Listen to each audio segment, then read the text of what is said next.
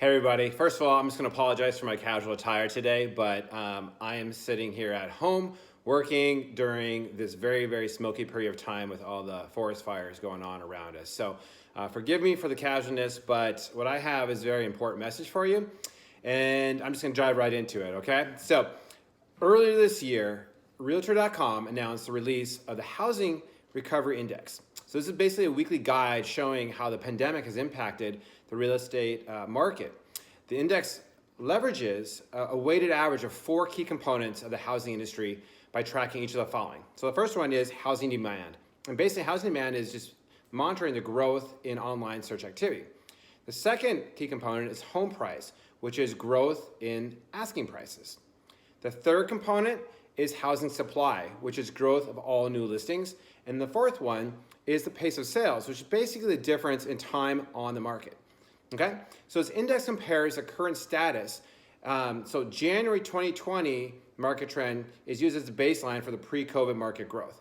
The overall index is set to 100 as a baseline period. So the higher market's index value, the higher its recovery, and vice versa. Okay, staying with me? So right below here is a graph, and this charts the index by showing how the real estate market started out strong in early 2020, and then it dropped dramatically at the beginning of March when COVID ultimately hit. So it also shows the growth and strength of recovery since the beginning of May. My dog. She's ringing the bell. She's going to go to the bathroom, but we're going to finish this video. All right, so take a look at the chart. So right now, today, the index stands, it's at its highest point all year long, so including the time prior to the economic shutdown. So what does this all mean? Well, basically it means that even though there are some evidence that the overall economic recovery is slowing just a little bit, the housing market is still gaining momentum. And Zillow actually tracks the number of homes that are put into contract on a weekly basis. And so below here, I'm going to show you another chart, and their latest report confirms that the buyer demand is continuing to dramatically outpace the same time last year, and the percent increase over last year is actually growing. So take a look at the chart right now. Got it?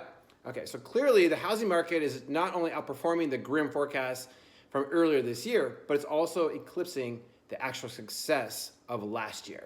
So whether you're considering buying or selling right now, staying on top of the real estate market over the next coming months is going to be essential to your business. If you have any questions, like always, give me a call, Dave at HomeAdvisor.pro, and I'm at the Realty One Group. Thanks so much and have a great day.